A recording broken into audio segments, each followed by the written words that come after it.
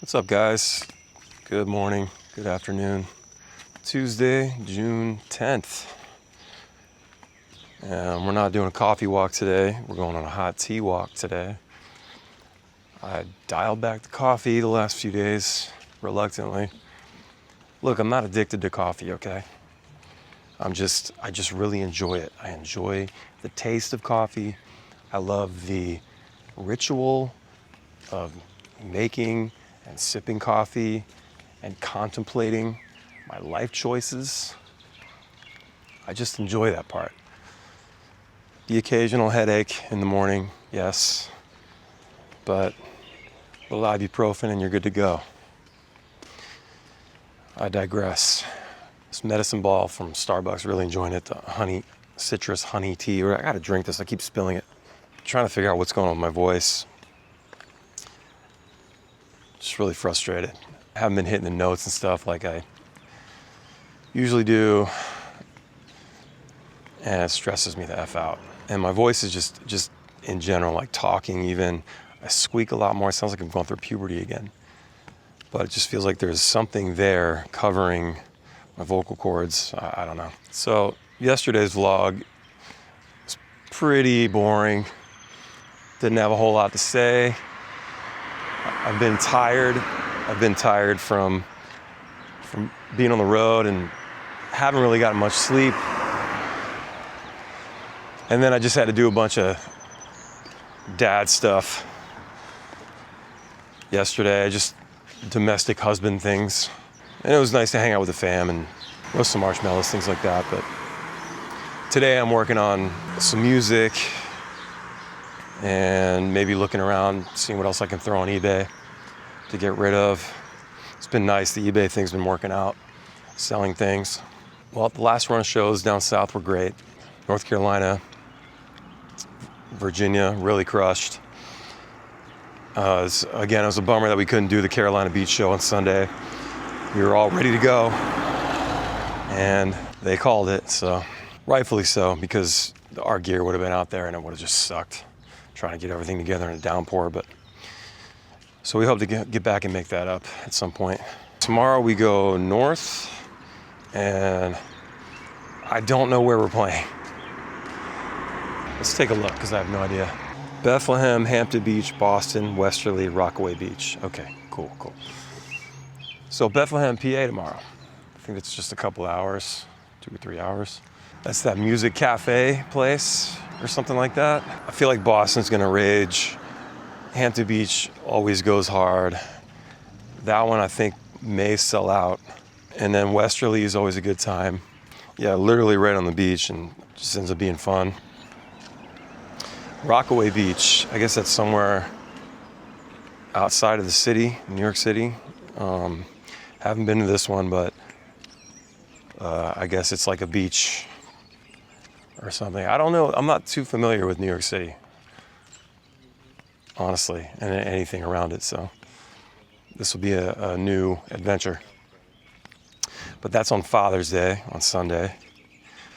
And then we'll only be like 2.5 hours from home at that point. So the biggest problem we've been having is we can't idle our Sprinter anymore. It's a diesel vehicle, but they made some changes, and I guess they brought us in for a recall or something a couple years ago, or maybe we went in for some repair and they're like, oh, by the way, we have to do this. And they had to convert something in the DEF system. We kept having problems with the EGR valve, and it was like clogging and creates all these problems in the system. And you have to basically, and I would notice sometimes when we would take off, I could see smoke coming out of the exhaust after, having idled, all night long if we slept in a parking lot or something. And we had to do that a lot all through 2023 and 2024, where we were sleeping in the van every night in parking lots. And so now we can't idle the van anymore. So which means, especially being in the summer months, we're not getting any sleep because we have bunks in there and everything. That's the whole reason we did this. Back in 2017, we converted a Sprinter with bunks and couches and a TV so we could live there and basically park and sleep wherever we felt we had to, and save on hotels and, whatever. But now it's like the only sleep you get is, yes, we get hotel rooms now, but we're not getting to hotel rooms until 1, 2 in the morning most nights, because the show's over at like 11 or so, and then you got to pack it up, and then you got to drive like 20 minutes, an hour, depending on where you're going, depending how long the drive is the next day. So you're getting to the hotel like 1 or 2 a.m. You wake up. The last week we were waking up at 5, 6, 7 in the morning, and then to be back on the road, to be somewhere by 1 o'clock in the afternoon or something for load-in. If you're not driving, you can go to sleep. But if you're the driver, whenever you get there, that's it. Like there's no more rest. That's become a big problem. And a lot of these green rooms aren't great. And we're on tour with 2 other bands. And they're, everybody's trying to get green room space. Everyone's tired, So this one's it's a lot more brutal these days being in the van than it used to be. And we've become accustomed to riding around in the bandwagon and being able to sleep whenever and have a driver, and there's a bathroom, and that's it's nice. I'm never going to complain about bandwagon sleep ever again, because it's hard to sleep on that thing too, but it's because it's really, really bumpy, hard to get sleep. Plus I barely fit in the bunk, but I'm never going to complain again, because now I can't even sleep in my own van. Being on a van tour in your 40s, it's for the birds, bro. I'm not doing this shit when I'm 50 years old. Begin a lot more views on the vlogs this past week, which is crazy to me, because my vlogs will get 200 views, typically, I guess. And my Virginia Beach vlog from last Wednesday is already over 3,000 views. There's other ones approaching 1,000 views. That's crazy to me. And I guess I'm just trying to be more exciting. It is more exciting when I go out on the road and I can show you guys all the behind the scenes stuff and all the crazy things that happen. That's way more exciting than me walking around my neighborhood and drinking coffee or tea and just talking to the camera, right? Live journaling with you guys. Sure, it's more exciting. And then of course the band members are in there goofing off, and I'm trying to showcase more of us talking about real stuff too. So like when there's a problem, or we need to go to Guitar Center, or like something's wrong, like I try to catch that stuff as well, because I think it just makes for a good video. It just shows more of the ins and outs of what this is actually like, because you always see so much of the highlight reels, just like anything else. Instagram is all highlight reels. Friends, people, they're putting up their best shit, their best experiences, right? Nobody's putting up the super real stuff. So I'm trying to do more of that. So I'm just trying to figure out like what the value is with these. If there's something, that piece of advice I could give you guys, while I'm talking about this stuff, or maybe you just learn from the stories that I'm telling. Anybody that's an artist out there, and even people that like aren't really pursuing anything like this, just kind of interested in it and how it goes. I mean, that's cool too. I'm hoping that you guys are getting some value out of it. But yeah, I mean, I actually had a guy comment yesterday on one of the videos from this past week. He's like, dude, I've never heard of your band. Your content came up, and I'm paraphrasing. I like the style. I like everything about it. I'm gonna check out your band now. And that to me was like a win. It was like, yes, that is part of why I'm doing this. I guess I'm a bit of an exhibitionist. I've always been that way. I enjoy making things. I like making videos and sort of expressing myself. This is a form of art and expression for me.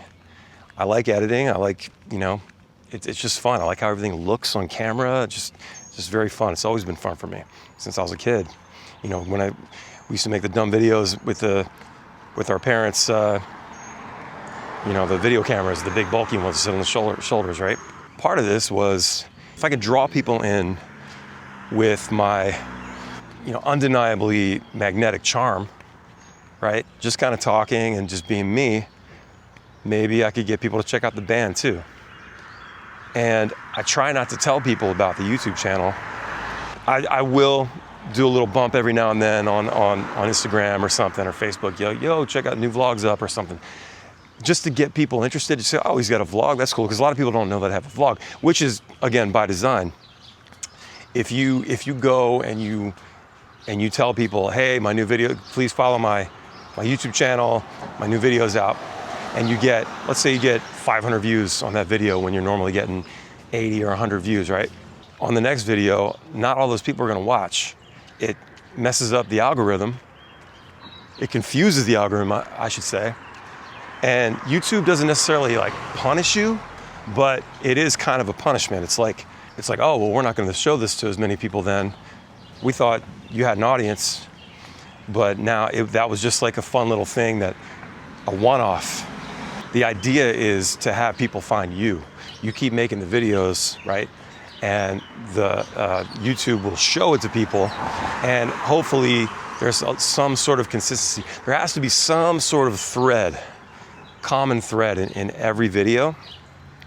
That's why vlogging is hard to grow, because the people really have to get invested in you, the person in front of the camera. And if you're not interesting, you're not doing anything interesting. Like, I've seen some vlogs that are like, get tons of views, people with like millions of subs, but they're doing these really cool, interesting, incredible things, and or their videos are just beautiful to look at. They're really well done. There's a guy, he's a travel vlogger, I forgot his name. Just seems like a cool, genuine dude, but just travels around in a van by himself. And I think he has a dog too. He's just all over the country, and his videos look amazing, super cinematic. Of course people are gonna wanna watch that. Vlogging is kind of hard to grow. And so I try to tie it in with my music career, talk about the ins and outs, the ups and downs, be as real and raw about it as I can. There are definitely things that I can't really talk about, just because, out of respect for other people's privacy. One of the things about being in a band, or just being, having a team, and you're working with other people just by the nature of it. And when you talk about situations that might involve those people, you don't necessarily want to like throw them under the bus, or or sound like you're talking bad about them or complaining or something like that, So there's a little bit of that, some nuance there.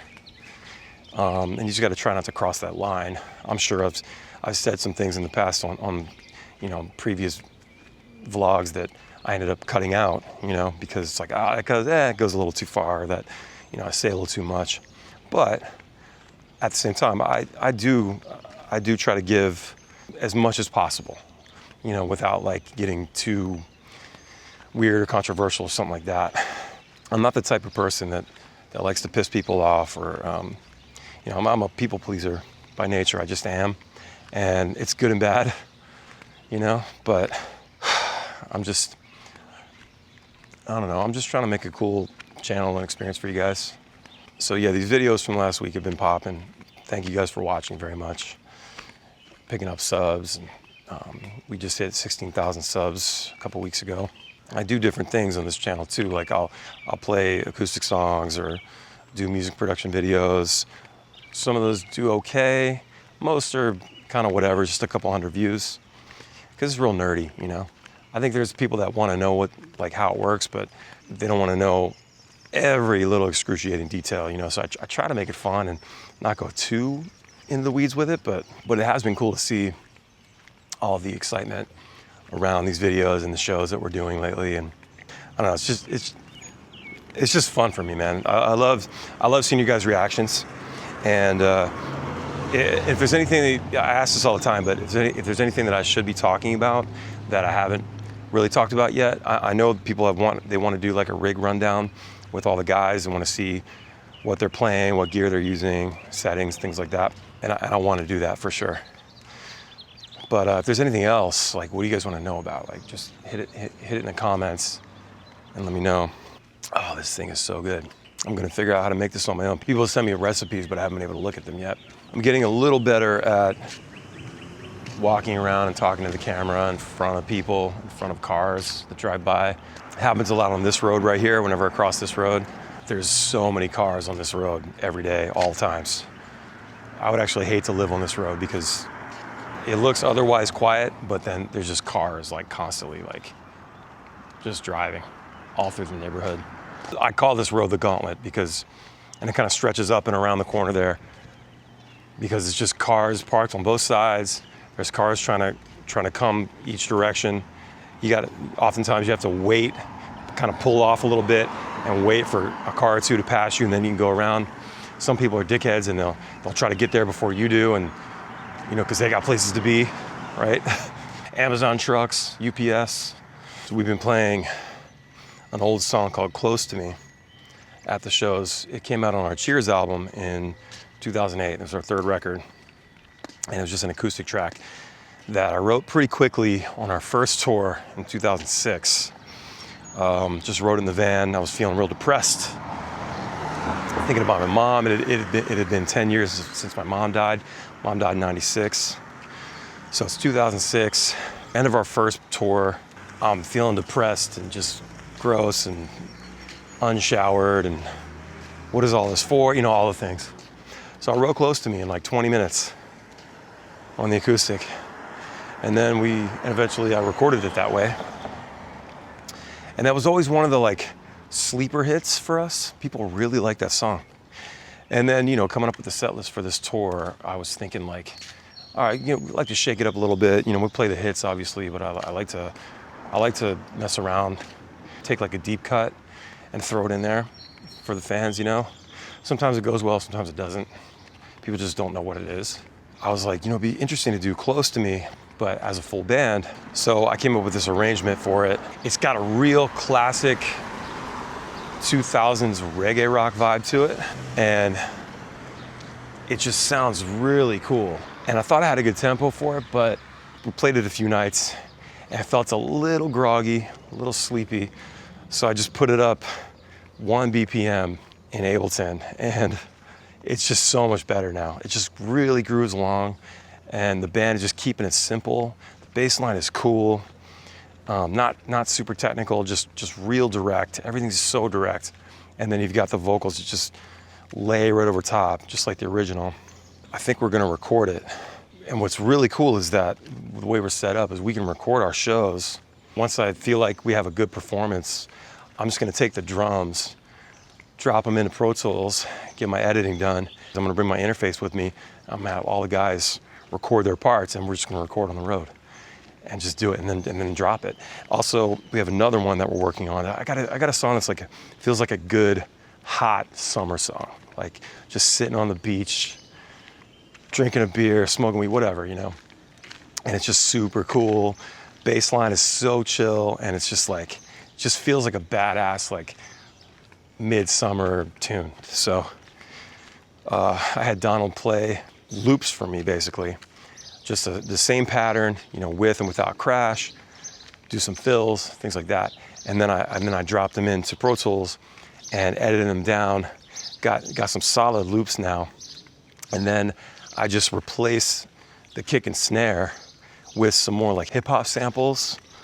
And now I've got this really cool song that sounds like it was programmed. It's live drums. It's just that it sounds like it was programmed. It sounds like just a cool like hip hop tune. And I can't wait to work on that. I was thinking this would be a great time to collab with the band, with everything, even lyrics, so we can get it done quickly and have the guys feel involved, And I just think it's gonna be cool. So, and we'll drop it, I don't know, probably next month sometime July, I would say. We'll see, but yeah, lots going on. Thanks for watching the videos, and we'll see you guys in Bethlehem tomorrow.